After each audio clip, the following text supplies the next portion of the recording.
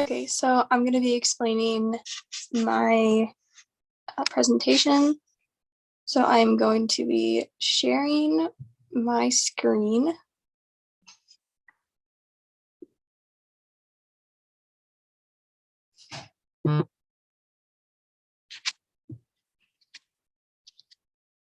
Okay, so this is my Word document that I completed. So I used the set outline to complete the assignment. So I did it for a student in my current practicum class who has ADHD, which affects their ability to keep attentive during a lot of the Zoom calls that we have. So they are constantly distracted by things around them and they have trouble paying attention during instruction that the teacher gives.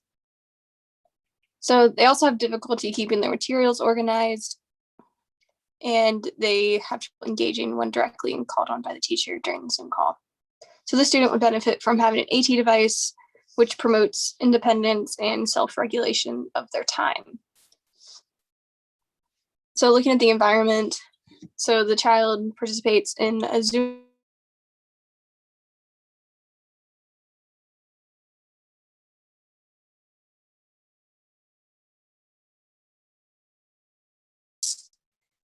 and then during these one-on-one instructions, the student is given more direct instruction on math concepts and other information that they do not finish during class time.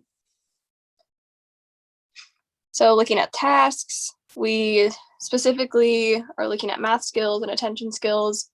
So during math, recently, this student has been having trouble with place value and representing the amount in a 10 frame with a digit, and also trouble working on one-to-one correspondence. And then looking at attention skills, the student has trouble staying engaged during group Zoom calls and remembering to attend the scheduled Zoom calls, so forget to come back to the Zoom calls. So students need to be actively engaged in the lesson by raising their hand to answer questions and remain attentive to what the teacher and peers are saying. And so this teacher has already been in communication with the students' parents, discussing solutions to increase the students' engagement. They have suggested providing the student with their own programmed alarm with times of Zoom calls to ensure they remember to get on the calls. Another suggestion was to create a designated workspace for that student, which is clear of distractions. The virtual element of the classroom becomes difficult to navigate for the student because the teacher has to balance the needs of all students. So it is hard to individualize a lot of the group learning for that student. So the student needs to be provided with multiple means of engagement. They need to work on self-regulation skills and persistent skills. They should be given tools to help foster personal expectations, coping skills, maintain engagement, and options which promote their communication. So looking at two different AT devices that the student could use, one example is a time timer, which helps the student understand how much time they have left until something needs to happen.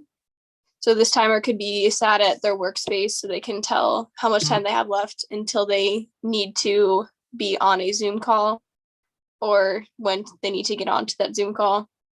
Another option for an AT device is a vibrating reminder watch.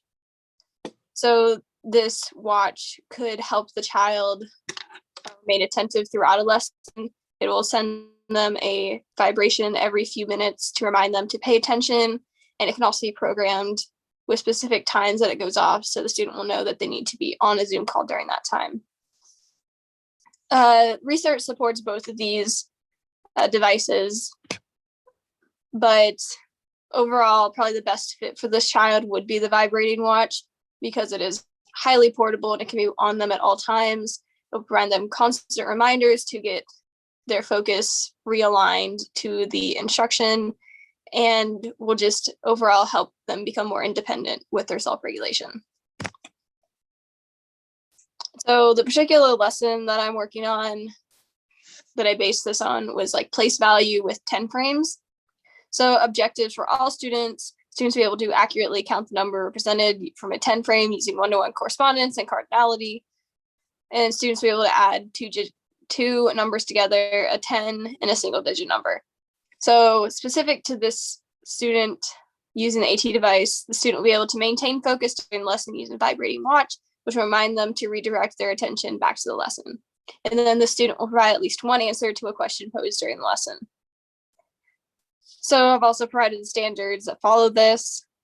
So the procedures for the lesson, this will take place during a Zoom call. So prior to this Zoom call, it's important to set up vibrating watch to remind the student to join the Zoom call at 12:30. A quick little message will pop up to remind them to join the Zoom call, greet all the students who get on the Zoom call. Then you'll begin the lesson based the 10 frames to start with the simple problem at first and move on to a more difficult problem. And then for the specific student, we'll have their watch vibrate every 4 minutes, reminding them to maintain their focus. This provides the student with multiple means of engagement as they can self-monitor their participation. This will also support multiple means of expression as they can manage their work supporting their executive functioning skills. So students will have the opportunity to practice their knowledge of 10 frames, completing the attached worksheet. And the teacher, after students complete them, will call on to get the answer from them. During this time, it would be useful to provide a verbal reminder to the student to focus on their work because their watch may not be going off during this time. So the teacher can take the time to remind them to focus on their work. And as students are telling their answers, it will be important to call on that student specifically to make sure that they are engaged and able to provide their answer. And so looking at student learning, they're formatively assessed as students complete the 10 frame worksheet and share the completed sheet with the answers. Individual learning is assessed through questions related to the processes of learning these problems. They'll be asked to explain their process to show understanding. For the specific student, it's important to provide an opportunity for them to share their answer and reasoning. This may require the teacher to call on the student to share if they don't raise their hand to answer initially. It's also important to see how the student focuses their attention during the lesson. So make observational notes about what they are looking at. Are they looking at the screen? Are they distracted with other materials that they may have? And note when they're actively engaged in the lesson, raising their hand or participating or sharing answers. So another way to assess how effective the assistive technology is working and talking with the students' parents to see if their attention has increased with the usage of the watch. The parents provide vital information to check to make sure that the AT device is working properly for the student and to think of ways in which it can be improved to help that student further. So thinking about ways to look at the data collected is just looking for ways to better the usage of the AT device and just provide ways for the student to become more independent as they work and are able to be engaged in the lesson as much as their peers.